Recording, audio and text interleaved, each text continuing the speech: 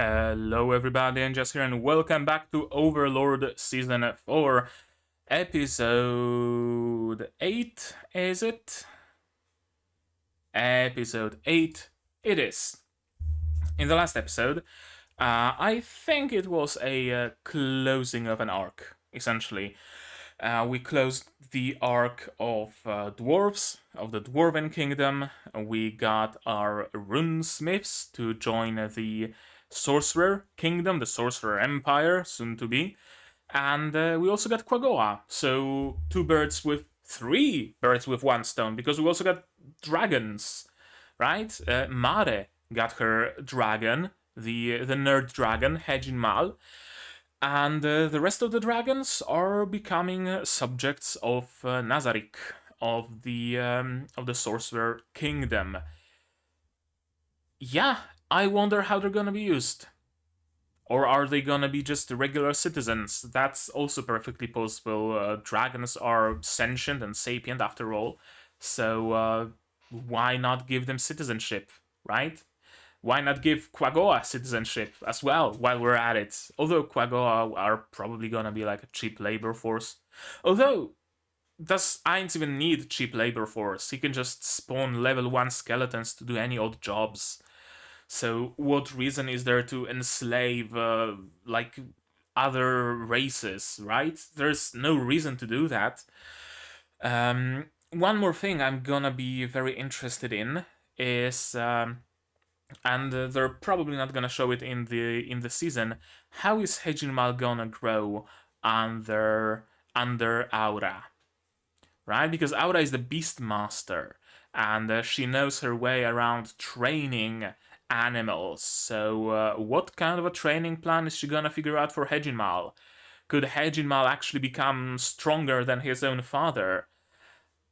Entirely possible, if you ask me, and that's gonna be very interesting. To have essentially another story like Enris, where Enri just grew insanely powerful far as human power scale is concerned. She might not be the greatest warrior or anything, but she's the Goblin General, Goblin Queen essentially right now. So I'm looking forward to seeing more of Ainz Ooal. What we gonna do now? I don't know. Ainz was visited by Demiurge, so perhaps we're gonna handle the Empire's vassalization. Although the first frame I see in here is, this doesn't look like Baharut Empire. This looks like the kingdom. Not Slain. Slain is the theocracy. Kingdom, whatever kingdom. The kingdom where Renner is princess. So maybe we're gonna have some shenanigans happen here. I don't know. Could be either. Maybe we're just visiting Renner briefly, and then we're gonna head over to the Slain Theocracy or something like that. I don't know. It's a brand new arc, so it's very hard for me to make any sort of predictions. Whatever happens, it's gonna happen. This is my brand new discovery, by the way. It's Twinnings, or Twinings, or however we pronounce it, Lady Grey tea. I've been drinking Earl Grey a long time. It's one of my favorite teas, but Lady Grey is quite nice, actually. Instead of bergamot, it has like a orange flavor to it, kind of orange mandarin kind of thing. Probably orange. If you can find it somewhere, highly recommend it. First time I see Lady Grey tea, I'm gonna be honest with you. So I had to grab it because it was on sale as well.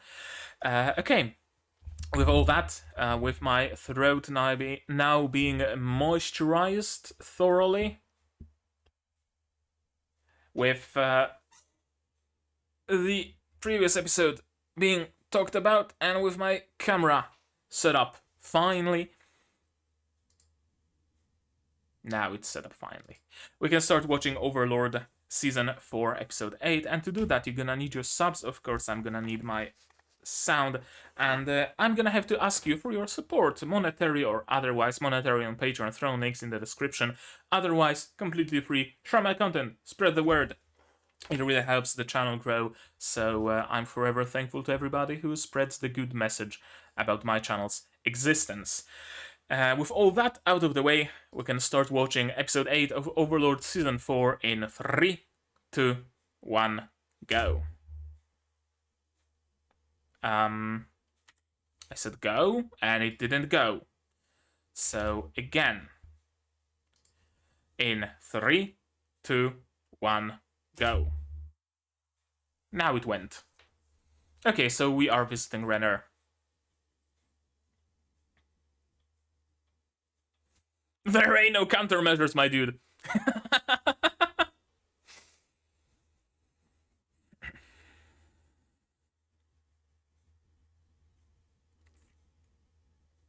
Yeah. I mean, the kingdom is genuinely like the weakest, so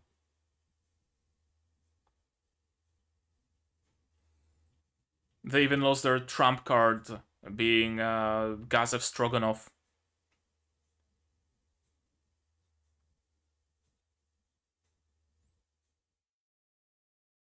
Yeah.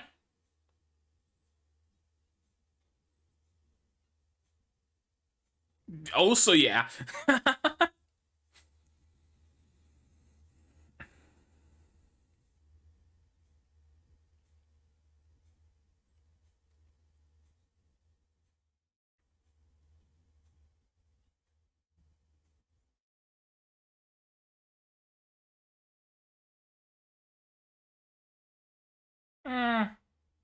Arguable. Oh, it became a vassal state because Jerkniv just talked himself into that.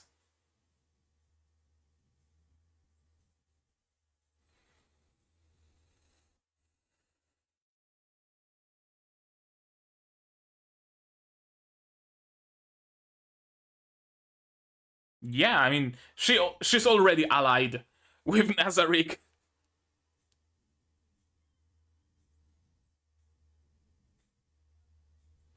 And she can read his mind.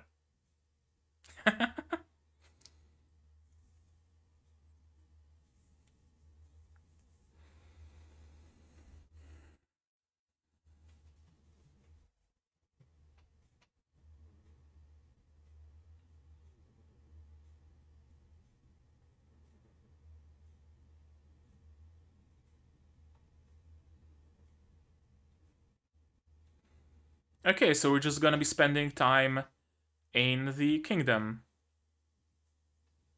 Who are you? Oh, it's this dude. Baron Montserrat. It's a cool font, by the way. Montserrat. Very commonly used on websites. One of my favorites too. Montserrat and Railway.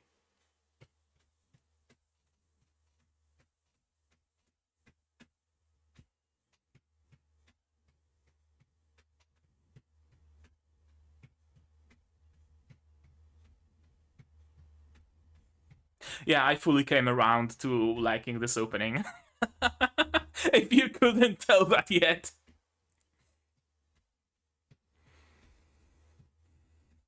Yeah, we haven't seen that dude brandish his swords yet.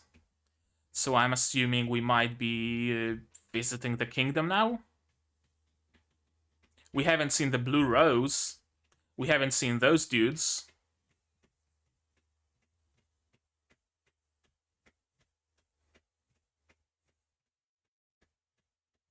Yeah, we haven't seen her and the Sin. And this looks like the kingdom. We haven't seen Albedo fight the Gundam. We haven't seen Brain fight Cocytus. And we haven't seen the Dragon Dude.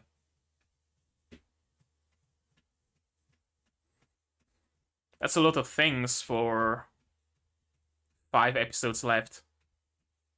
Although maybe not. 8, 9, 10, 11, 12. Yeah, 5 episodes left.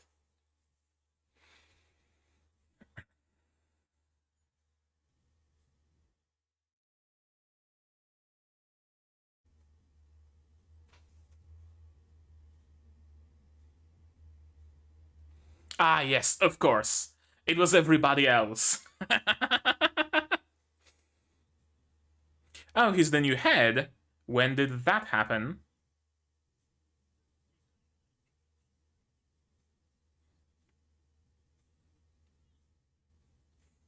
I mean, dude, you have approximately -10 charisma, so no wonder nobody wants to listen to you.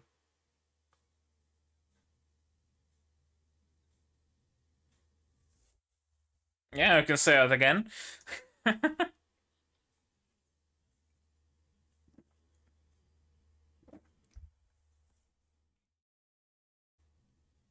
Lady Albedo?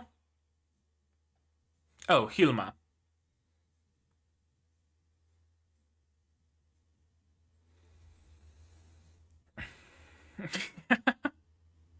Yeah, gathering place because they just want to keep them corralled in one spot. It's just a Nazarick ploy. Yes, very close.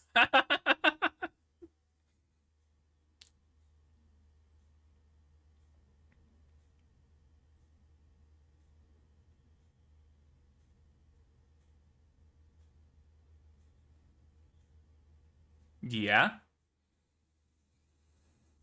they are. That's exactly what they're doing. I wonder if the knowledge of farming with undead is something that Ainz just took from Fluder? Because it seems like Fluder was experimenting with using the undead to till the soil.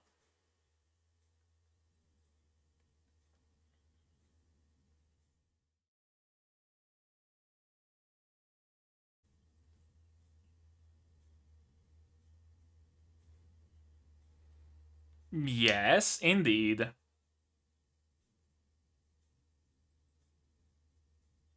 Okay, question is, how are those two goons trying to manipulate him?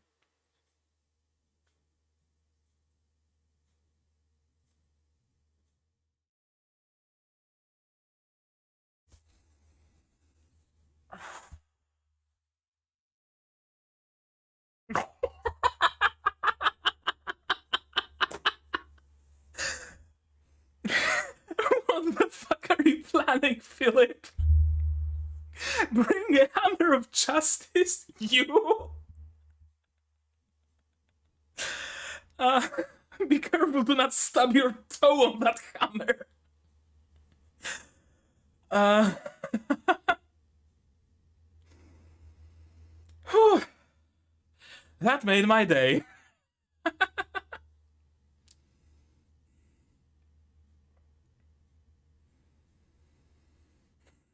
Okay, what kind of problems? Hello, Hejinmal.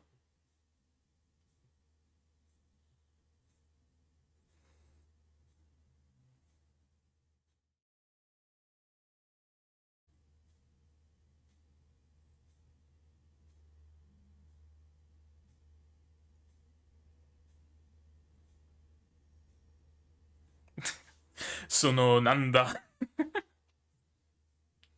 She despises humans. Why would she? And Toma?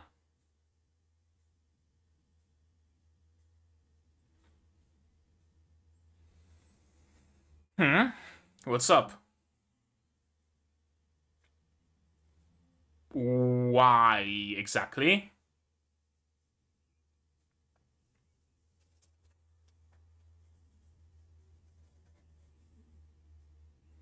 Yeah, what you planning? What you scheming?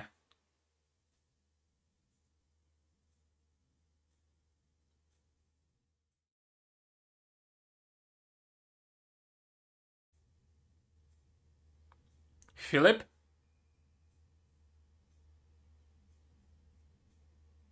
Or just a random noble?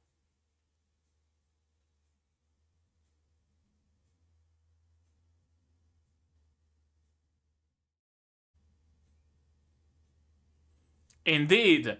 Time to clap the kingdom!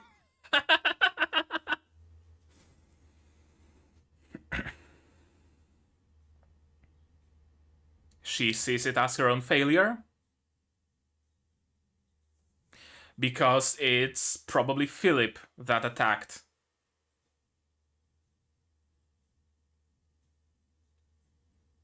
And that's why Albedo sees it as her own failure.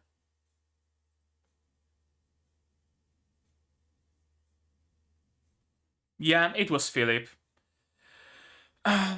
The dumb shit. He just signed his own death warrant.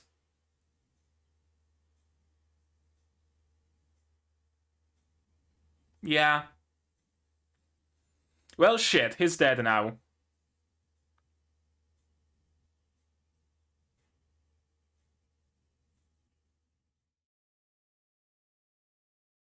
Hmm?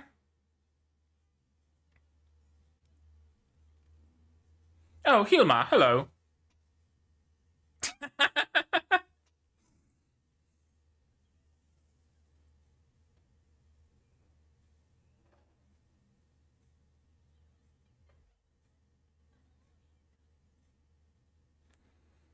Yeah, the one whose kneecaps were stolen by Mare.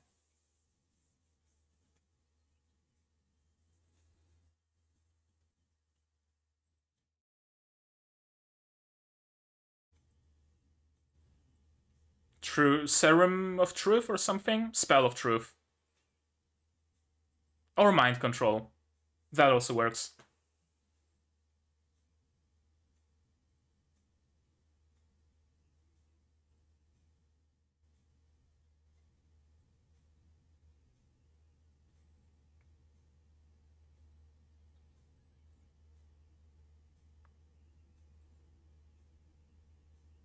You are not at fault. Yeah?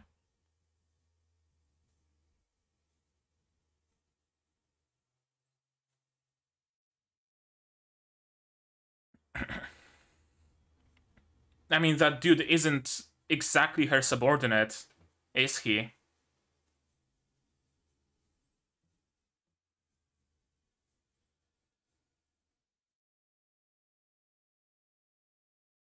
Yeah.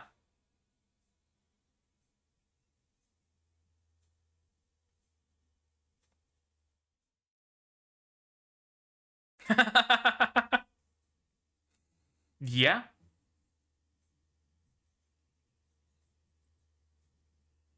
Right, because Albedo is his subordinate.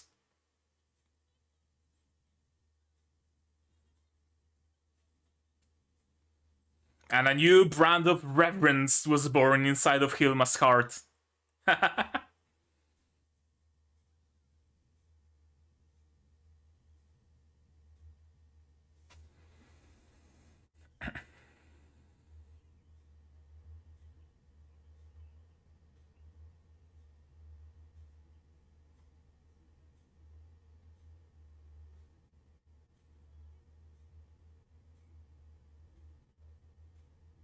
Yeah,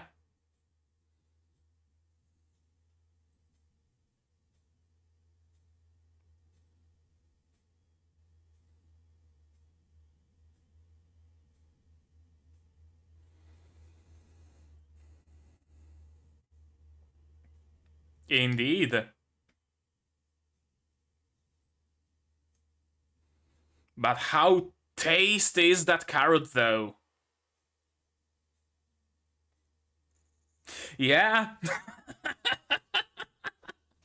Okay, she's into BDSM now.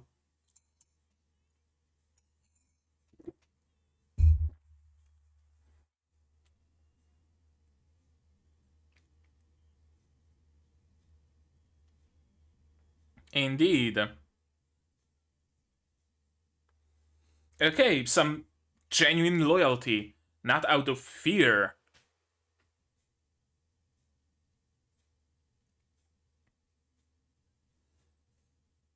Not really. Was that shipment super important?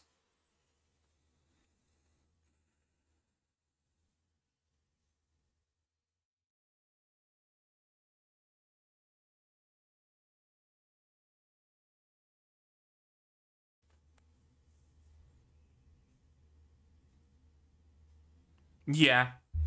Ainz's usual way to learn about the plans. Explain your plan to everybody. I, of course, am aware of it, but the others might not be.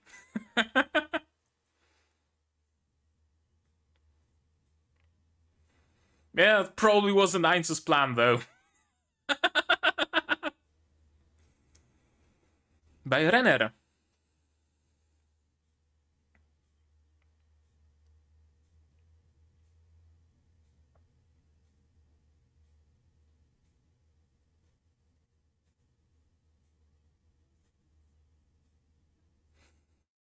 How convenient.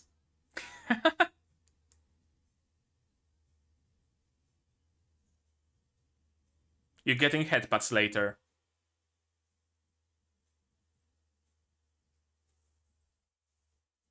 Yeah, that wasn't the plan.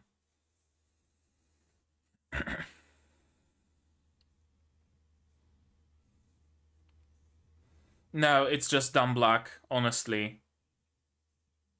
Yeah.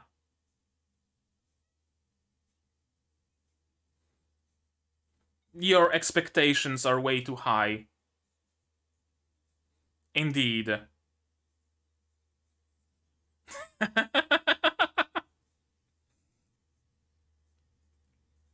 Yeah, Occam's razor. Yes, it is. It shows that you haven't spoken to many humans around. Of course.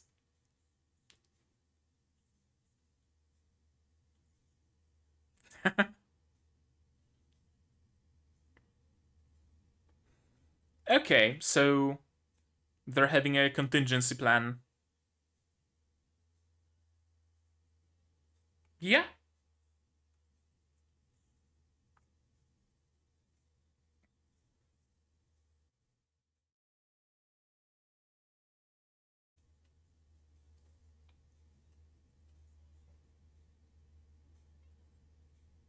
Yeah.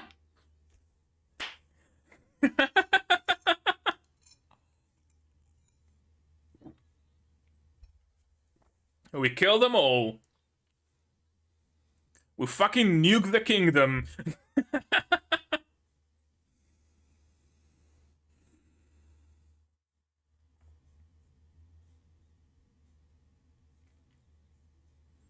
Yeah.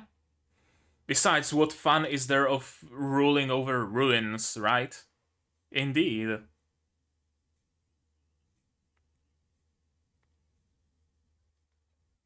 Of course you do. Of course. Even though Ainz never said anything to that effect.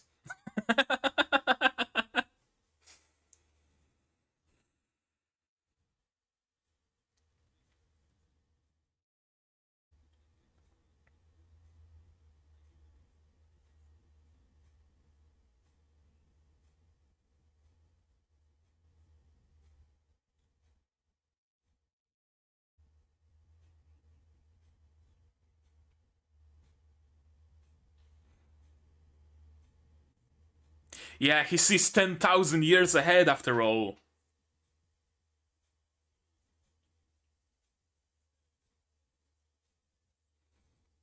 Sure.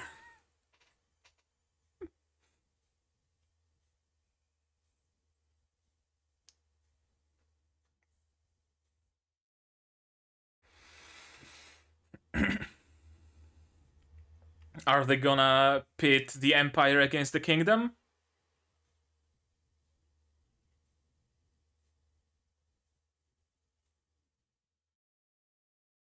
Or what's the plan exactly? Please explain.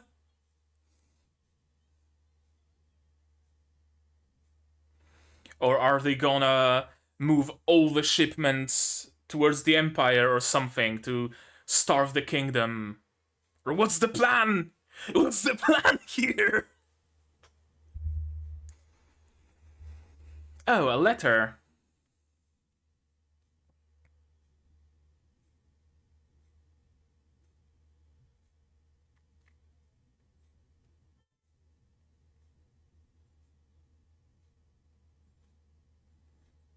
Yeah, the king isn't having a great time.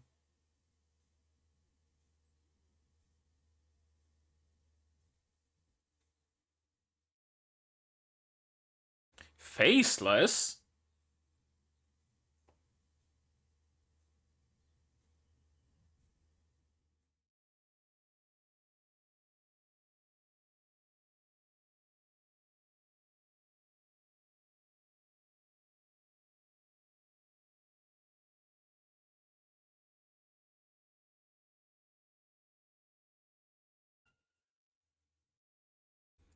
Philip Montserrat.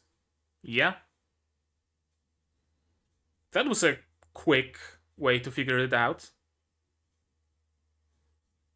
Well, you overestimate your nobles. What can I say?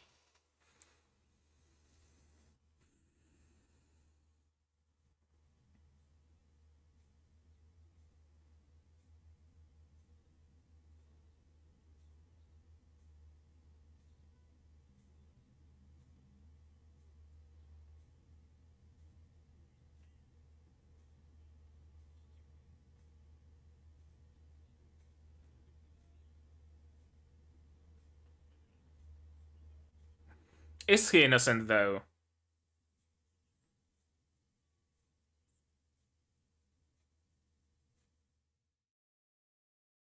Yeah, you don't want a repeat of that, do you?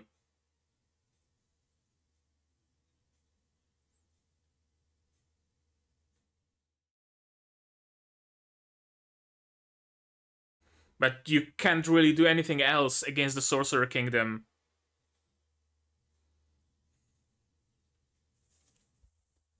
You can only cower.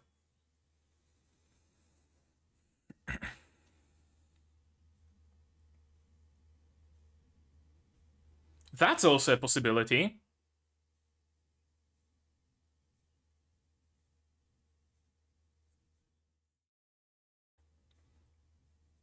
Okay, you're gonna be conquered then.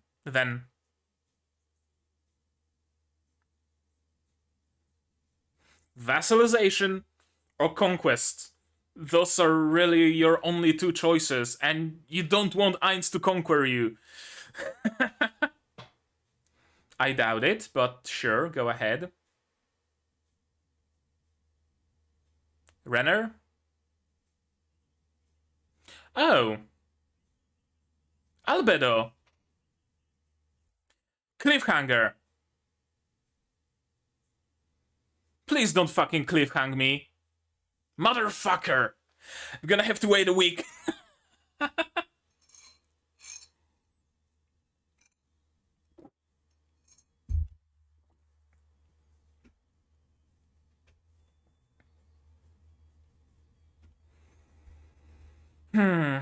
Okay, so what's the carrot and the stick? I'm assuming Albedo is gonna give them the choice. Be conquered or be vassalized. And that's gonna cause a civil war within the kingdom, essentially. That's the vibe I'm getting, because we already have one noble, not just a noble, a minister, who's willing to get vassalized. Renner wants to be vassalized, of course. Zanak probably wouldn't be opposed to that either.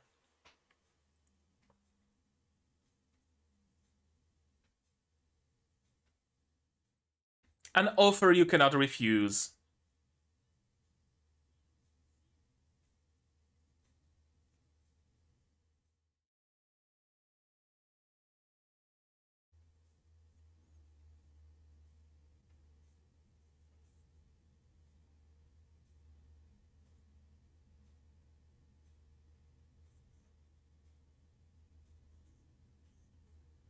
Okay. I guess he went completely mad. That's some character development. That's interesting. On one hand, I don't think they're gonna agree to that. On the other, that would speed up Xanax's coronation. I don't know. Fuck, what a way to cliffhang me. I really want more.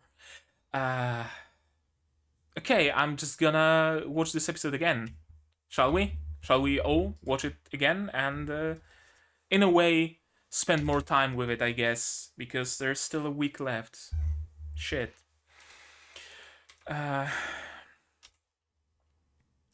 Representatives of slain theocracy visited the kingdom, wanted to discuss some countermeasures, but yeah, there are no countermeasures to be had against the Sorcerer Kingdom. Really, none. Maybe, as the theocracy said, the Godkin, but I don't think they'd be of particularly much help either. Like, I'm fairly sure that 1v1 Shaltir could easily clap them, and so could Ainz, with maybe like world tier magic if necessary, perhaps even with like 11th tier spells. Hard to tell. Hard to tell. The thing on Cat's plans, his spell of what was it? Of summoning the young ones, the goats or whatever they were called. I think, if I recall correctly, it wasn't a particularly strong spell. It was one, effective. It had like cool effect, and two, it was kind of like a dick measuring contest between spellcasters, right? Oh, I was able to summon 5 goats. Oh, I was able to summon 6 goats. Oh god, you guys, how did you do it? I can only summon 4 at max. And it was that kind of thing. More of a meme spell that you share on Reddit how many goats you managed to summon than an actual combat spell. So I dread to think of what other spells might be in Ainz's arsenal. You were the one who decided not to meet with them. I'm just realizing that all this work has accumulated because of the little problems we couldn't respond to immediately. Yeah, indeed. Theocracy asked the Sorcerer Kingdom for help since we refused their request for aid. Why does the Theocracy need help? That's also interesting, right? Is it because they used to get their food from the kingdom, but the kingdom is in shambles, so they can't provide it? Is it that Theocracy is having some other issues? If I'm not mistaken, the Theocracy is kind of on like a border between the civilized world, the world of humans, and like the world of demi-humans. So maybe they're waging a war against like cat girls or something right now, and they're having trouble with that. Or is it deployed by Theocracy to gouge out the power and the resources that the Sorcerer Kingdom has at their disposal? Could be either of those. Reputation of the Sorcerer Kingdom only continues to grow, indeed. And yeah, they agree to everything because their goal isn't to like make particularly much money. Their goal is to establish relations. Their goal is to facilitate trade, not just unidirectional, but by sending their own convoys of with food and with resources to your kingdom. They're hoping that your kingdom will reciprocate. The Sorcerer Kingdom is small, as Zanak himself mentioned. They only have Irantel, so they will need resources from the kingdom. They need the flow of resources and money. And they're going to be able to achieve that with the Empire. Sure, the Empire has been vassalized, but I don't think Ainz is going to interfere with their dealings particularly much. I honestly think the Empire will be vassalized pretty much only in the name. Besides that, Jirkniv is going to be completely free-handed in ruling it. But the more neighbors you're trading with, the better, right? The more resources are incoming into your kingdom. Another one of the plots. Sure, it might be. Why don't we just pledge to become a vassal state ourselves? Indeed, and of course Renner is for it, because Renner is already working under Nazarick, under Albedo directly, but through proxy for Nazarick. Zanak isn't opposed to that either. He's smart. Like, he's genuinely smart. He's probably one of the smarter people in Overlord. Yeah, honestly, I think maybe he's not necessarily smarter than Jirkniv, but more level-headed for sure. Like Zanak didn't talk himself into immediate subservience the way Jerkniv did, but yeah, I really do like Zanak. And if he could control the nobles, he'd pledge his vassalization, because he knows that it's genuinely the best option. But he's afraid of the rebellion, because of course, people would rebel. We've already seen an example of that. It looks like she'd agree to go along if I foolishly agreed. Yeah, she would. It's perfectly aligned with her own goals. If only Elias would come back to my side. Raven, Elias Raven, I'm assuming that's his name. Did Renner already get some powers from Nazarick? Some mind reading accessory or something? Because it's like second time in this season that she pretty much read Zanak's mind, or is it just Renner being Renner? Could be either. His will was crushed by the war with the Empire, and can you fault him? No. The answer is no, you cannot fault him. After what he witnessed on the Cat's Plains, it's honestly a wonder that he alone, as far as we're concerned, decided to retreat to his domain.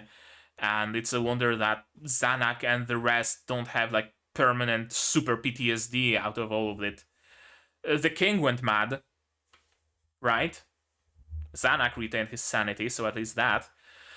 When we ascend to the throne, yeah, it's not like Renner particularly wants that throne, I don't think. Particularly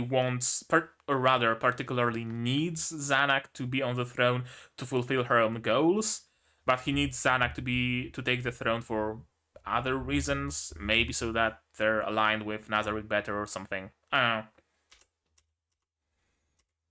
know. Baron Montserrat, Baron Delvey, Baron Rockerlen. Yeah, all of those are just shitter barons, shitter nobles who are just conspiring and are incredibly fucking stupid. And Philip is probably the dumbest of them all. Something seems to be worrying you. Yeah, of course, everyone around me has been so useless. It's not me, it's everyone around me that's so useless. The commoners don't listen to me. The new head of the prestigious Montserrat family. Is he the new head? Did it happen off screen?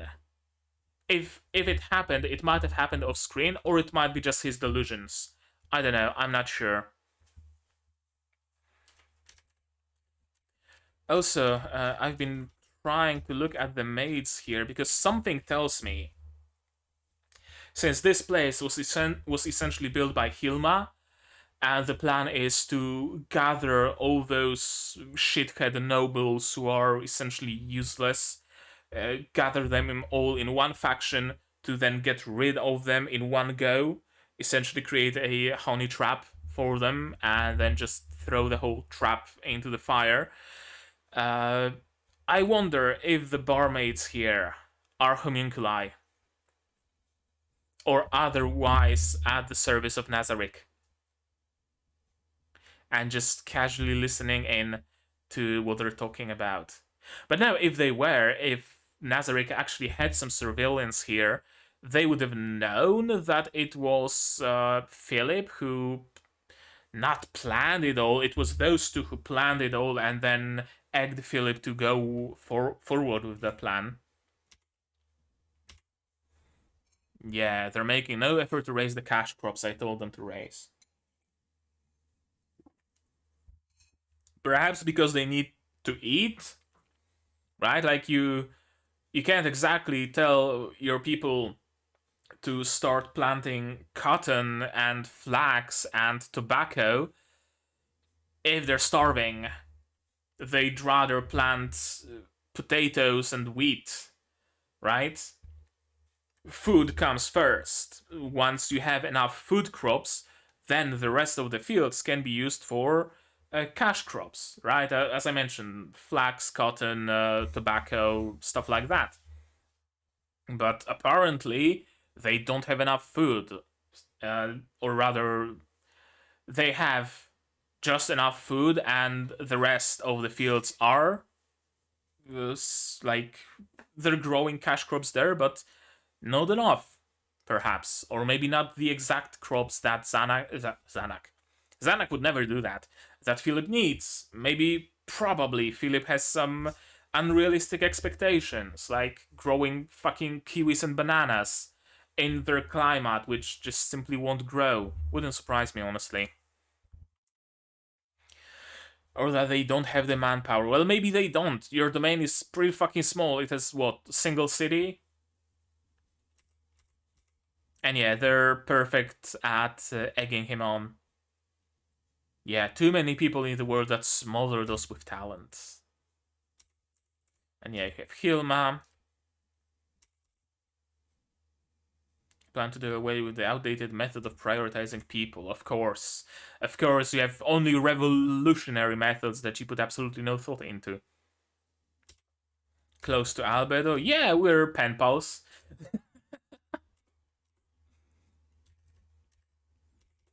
And yeah, they're producing a lot of food in a very small kingdom.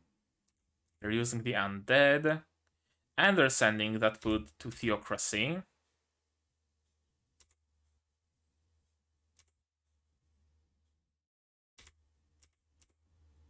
Yeah, that'll affect the price of crops. And when exactly did they come up with the idea of raiding their transports? We need to have them lower the production of food crops. I initially thought that he's gonna get the genius idea of sending some thugs with torches to burn the crops in the Sorcerer Kingdom, or something equally stupid. But no, he instead wants to rob the carts. And I don't honestly know which idea is more stupid here.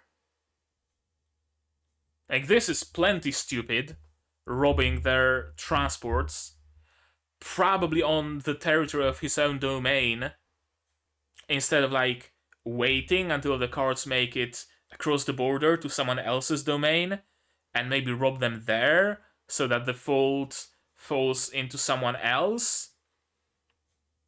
But no, he decided to rob them in his own domain and keep the food, keep the grain, thinking as if nobody's gonna notice that his domain that was struggling so far is suddenly having such high yields of crops. And what? They got even more crops, even though it's not harvest season? How the fuck did that happen? Well, I wonder. Huh. Perfect plan, yeah. Sure. Perfect, amazing plan. A report on problems encountered during the transport aid of the Theocracy. When exactly did the Sorcerer Kingdom get into political relations with the Theocracy? I suppose that's another thing that happened off screen, because we haven't seen any, like, I don't know, envoys from the Theocracy visiting the Sorcerer Kingdom or anything like that. So it must have happened off screen, because where else, right? Yeah, show the public that I have a good relationship with Momon. Kinda hard to do when you're just walking around the city in silence, without purpose or goal or anything. Yes, silence is stifling, because you guys are also silent. At least people revere you, but I'm guessing Ainz doesn't want people to just immediately kneel in his presence. He wants to witness the streets of the city bustling with life. And that's like the opposite of it. And yeah, we're visiting the orphanage, because of course we are. The drop of sweat on her face. Yeah, the food was stolen. The noble robbed their goods by force. And yeah, that's kind of a fuck up, because the carriages are marked with the flags of the Sorcerer Kingdom. So it's essentially an act of war. That's curious, though. if the carriages were protected by the 8 fingers, how did Philip manage to rob them? Like, the 8 fingers, if I'm not mistaken, are plenty fucking strong. At least they're leaders. And I would think that they're not taking any random bandits into their group under their employ. Or maybe they are just taking random goons under their employ and they're just nobodies escorting the carriage. In which case, bad planning started right there when you decided to put essentially no escort on the carriages. Like, have a single Death Knight escort each caravan. That's enough. I mean, honestly, you probably don't even need a Death Knight. Some lower tier undead, maybe a couple of them just to be sure, is all you need. So the plans kind of fell apart right there, if you ask me. But I guess they never suspected that the kingdom is going to act against them. Isn't this the attitude of an employee that has to tell her boss that he's made a terrible mistake? Yeah, Ainz's salarymanship is awakening again. Yeah, Hilma.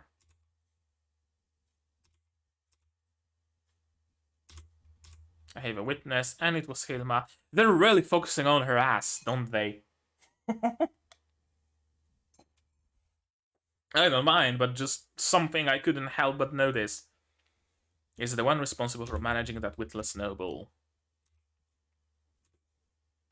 Hilma Signeus, your majesty. And yeah, she... See what I mean? And yeah, she had absolutely nothing to do with it, and Ainz is a benevolent ruler. Of course he is. And he explains that, hey, if superiors should take responsibility for the mistakes of their subordinates, then Hilma's mistake is your fault, Albedo. Now, Philip's mistake, if Philip's mistake is the fault of Hilma, then Hilma's mistake is your fault, then your mistake is my fault. So, do you fault me for that, Albedo? Yeah, superior should be responsible for the mistakes of their subordinate, but those words should be used by a superior to protect their subordinates, not to incriminate the superior, right? Your subordinate made a mistake, so it's your responsibility to help them alleviate it. It's not your responsibility to take the demotion or guillotine for them, right? It works in a positive way, not in a negative way. Yeah, shouldn't be used by another to force the responsibility on someone below them. That's another thing, right? You shouldn't just move the responsibility willy-nilly. Because if so, then I might as well move the responsibility onto myself. If it works the way you think it works. Yeah, prepare some new countermeasures, that's gonna be your punishment. And brand new reverence. Honestly, what Hilma is feeling right now is anybody's guess. But one thing for sure, she reveres Ainz right now like nobody else does. She's even blushing. Albert is gonna have a rival. That's the carrot and the stick? Well, maybe, but I like both the stick and the carrot. I never realized how sweet the candy was until I experienced the pain of the whip. Ainz has that effect on women, apparently. But yeah, Ainz now just got a really loyal subordinate. Like, there's only so far that the stick gets you. That someone fearing you. Like, loyalty out of fear is much weaker, much easier to destroy, much easier to overstep than loyalty through reverence. Because fear has a breaking point eventually. And eventually Hilma might decide that, okay, if I'm gonna fucking die anyway, might as well take you all with me. Or, something along those lines. She wouldn't have been able to, but thinking along those lines. Reverence is a completely other deal. It's a completely other way of instilling loyalty. So again, unforeseen result, but very positive for Ainz. Yeah, explain Carrot and the Stick. Operation Carrot and Stick. Yeah. Plan to take over the kingdom by inciting the civil war, of course. Of course. I mean, yeah, it genuinely is a good idea, right? Split the kingdom into two camps. One camp wants to join you, one camp wants to oppose you. Absorb the ones who want to join you, absorb their domains, their lands. Those who don't want to join you, well, they're probably gonna have some infighting soon enough, so absorb a portion of them. And those who are really, really hardcore into opposing you, just wipe them out. It's no big deal, ultimately. Originally suggested by a certain individual from the kingdom, by Renner, of course. It's nice to see that it was Renner's idea, because in her whole madness, you kind of forget that she does care about the kingdom. Ultimately, like, sure, she cares the most about Climb, right? But she cares about her kingdom. She wants the best for her kingdom. She is a capable ruler. And this is the plan that will result in the least amount of losses for her kingdom. So she came up with it. Wonderful idea that didn't require many modifications. Yeah. And Philip was apparently the key. People's dissatisfaction with the current kingdom was supposed to incite a rebellion. Yeah, a rebellion against the nobles, against the kingdom, right? People seeing that, hey, the sorcerer kingdom is so benevolent to us, right? They're treating us good, and you guys want to oppose them? Well, I don't want to die. I don't want my children to die in the fucking cat's plains again. We want to join the kingdom. We don't want to oppose them. And that's gonna entice a riot, a rebellion. Very good plan. But the nobles decided to move against the kingdom. Well, one foolish noble. I guess three, maybe. May play straight in the hands of an unknown enemy, but yeah. Are you sure that he didn't just move thoughtlessly? Ainz is correct here. Very much so. And Daniel is correct. We can only think of countermeasures against an intellectual. If someone follows logic, then you can figure out that logic and figure out countermeasures. If someone is just stupid, you can't exactly figure them out, can you? Right? Like playing chess with a pigeon. The pigeon's just gonna destroy the board, knock the pawns over, and fly away. And you can't exactly play chess with him, right? So that's the same case here. If you're so inept and so stupid and so chaotic that you don't have a plan, don't have like a long-term plan, that long-term plan cannot be predicted because it doesn't fucking exist. But yeah, of course, Lord Ainz understands even the minds of the asinine. To be that stupid, is it possible? Yes, indeed it is. Shows how little time you spend with humans, Albedo. Why did you use such a stupid noble in the first place? Yeah, we have other nobles. We decided to gather all the useless nobles in a faction so it will be easier to get rid of them at a later time. How should we respond? And yeah, Aura and Mare, just surrender your kneecaps. I love the gap moe they have. Just kill the ones directly involved. Also the master. Desolate Kingdom would sully the name of Ainz Ooal Gown. I like that Ainz establishes all those things and all those like random thoughts, because If not for that, if not for Ainz telling them, hey, ruling with fear is easy, but let's try to rule with, like, reverence, right? Hey, sure, we could completely wipe them out, but wouldn't be much fun ruling over a kingdom that's just empty houses and corpses, right? So maybe let's not do that. Sure, we could wipe out the empire, but wouldn't vassalization would be better? And he's establishing a modus operandi of not wiping out people, but absorbing them. And the Guardians are picking that up, and they're following with those plans. I like it. I like it.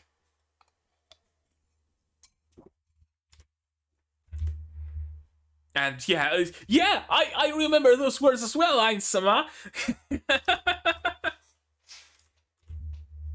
We will have to temporarily stop or completely abandon this plan.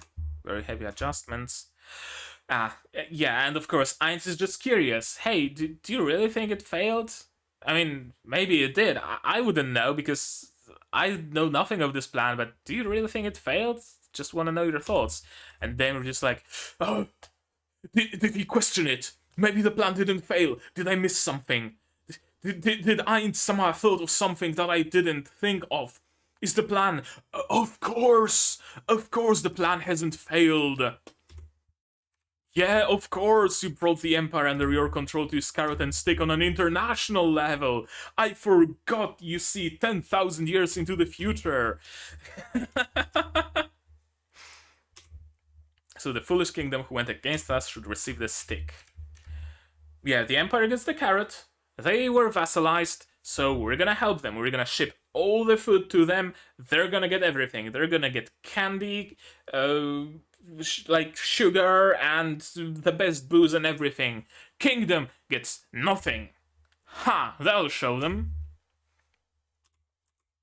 Yeah, carrot and stick. See, this is what happens when you get vassalized. You live a good life. And this is what happens when you go against us. You get decimated and your capital burned. And yeah, it will show everyone in the world what the consequences are. Do you want the carrot or do you want the stick? Choice is yours.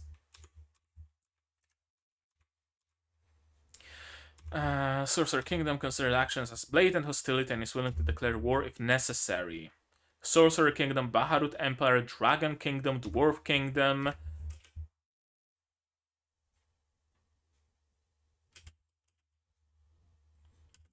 Yeah.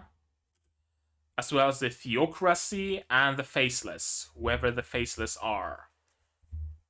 Why did Theocracy stamp it? Oh, but they did. There's a possibility that someone's hand was involved.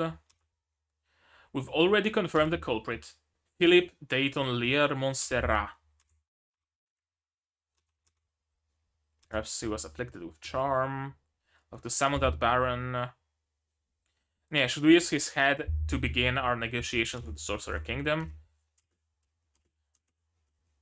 And the king went completely mad. You don't mind sacrificing the life of an innocent noble? Well, is he innocent, though? Like, the investigation points towards he being the culprit. So, off with his head, and done. Or wait for Albedo, or send a letter to the Sorcerer Kingdom saying, hey, yo, we think we have the culprit. Could you send an envoy or something, because we would want to question that culprit?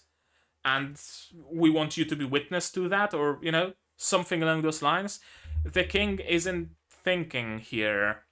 He's just like, oh yeah, my kingdom. We must protect my kingdom. I must protect my subordinates. I must... Right? And he's not thinking on a grander scale. You don't mind sacrificing the life of an innocent noble to accomplish that? Yeah, he doesn't mind. Yeah, he doesn't mind. He knows what happened on the Cat's Plains. Do you want a repeat of that? Do you want one useless noble from bumfuck nowhere to lose his head? Or do you want half the kingdom to fucking die? Because those are your only choices, father. Many may call this decision weak and cowardly, but yeah, we should avoid fighting with Sorcerer Kingdom. Zanak is perfectly correct here. Even if it means an innocent noble loses life, that's a small price to pay. And he has the right idea. Submit ourselves as a vassal state. But of course, the king is opposed because, oh, we cannot do that. It would be an insult to all the lives lost while protecting this kingdom. Yada, yada, yada, yada, yada, yada, yada. Would you rather the rest of your people of your kingdom lose their lives? I mean, honestly, at this point, it seems that, yes, he would rather. He would rather see his kingdom wiped off the face of the earth than submit. And Zanak really needs to take the throne. There is no hope for the kingdom otherwise. Zanak needs to take the throne. He knows what's up, and he can act on that. King, no. Ever since he lost beef stroganoff, ever since he witnessed the cat's planes and had to flee, he hasn't been the same.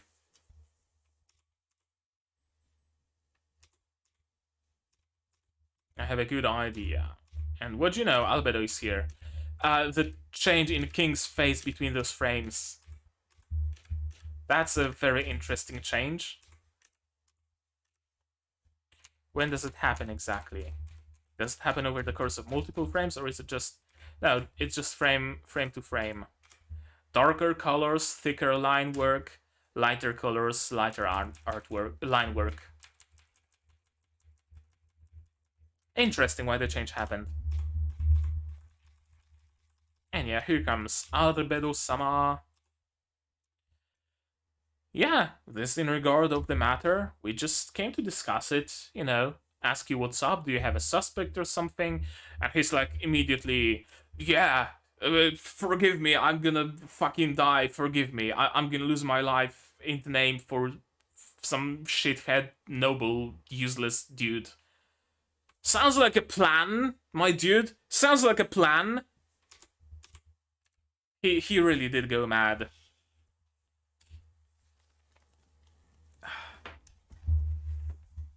Okay, that was Overlord 4, episode 8. And I need more. What else can I say?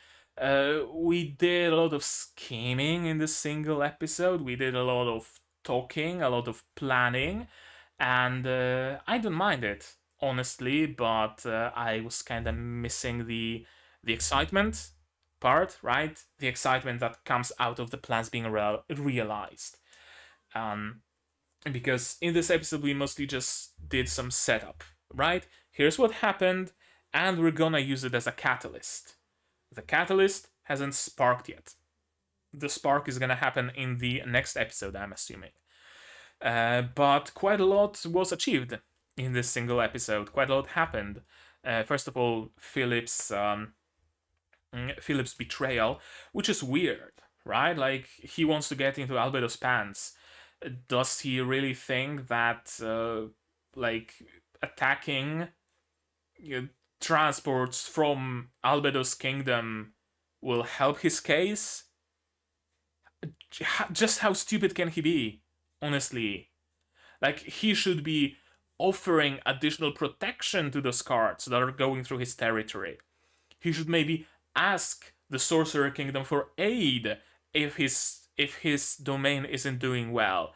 Not attack their transportation.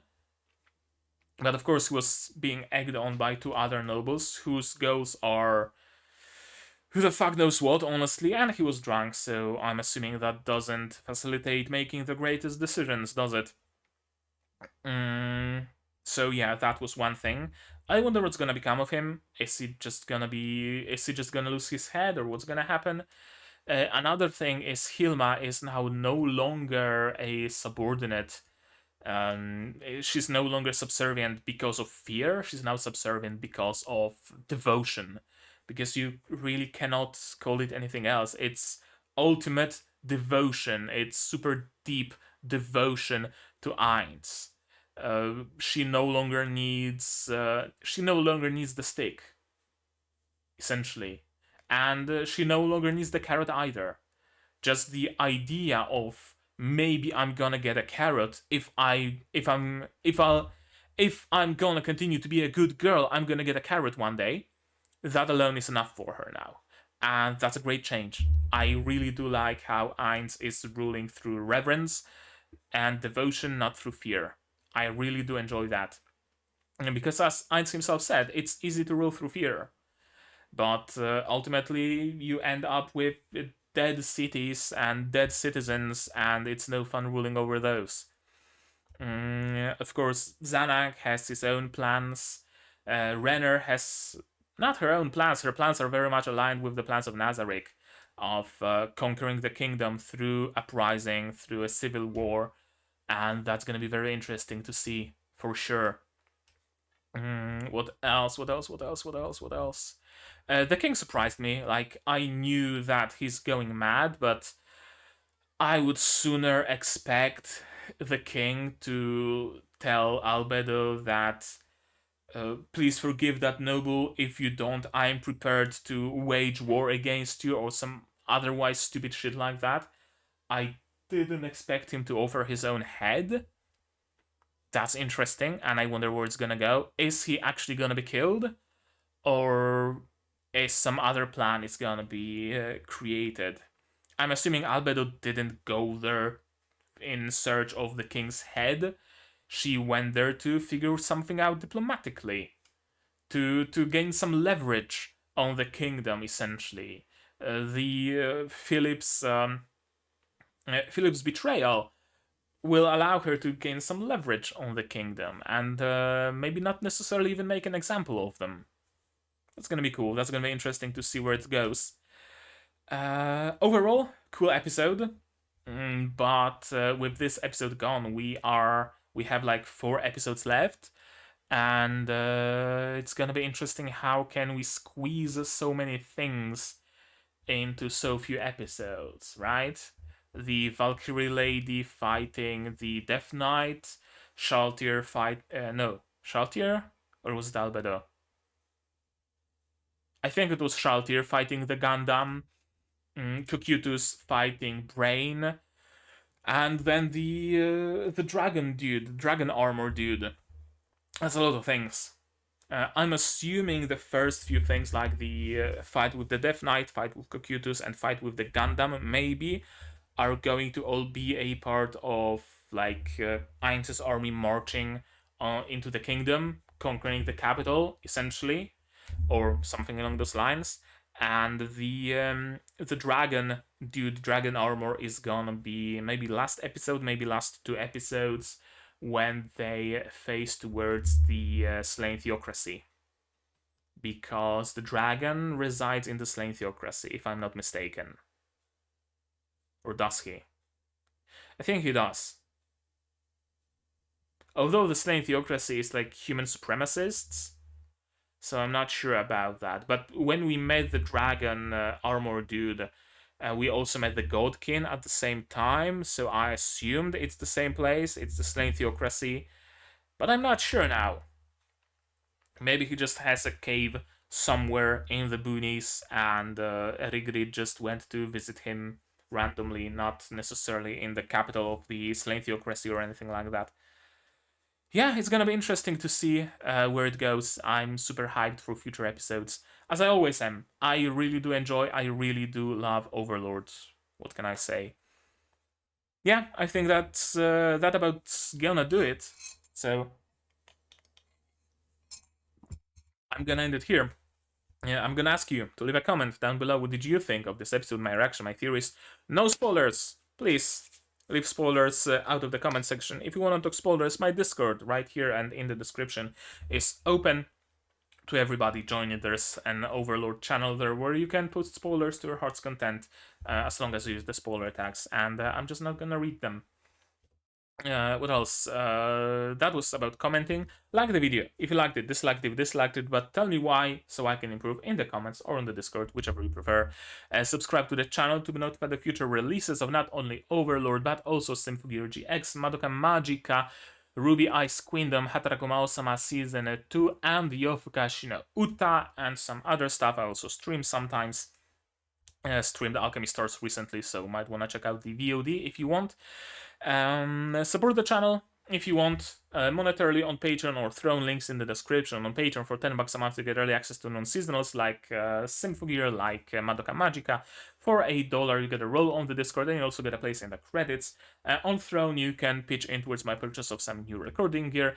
And if you don't want to spend any money, that's also an option. If you share my content and spread the word and tell your friends that there's a dude like me who makes the content that I do, and maybe they want to check me out, because the word of mouth really does matter a lot for the growth of a channel, and the further you spread the word about it, the better it is, because my channel grows naturally that way.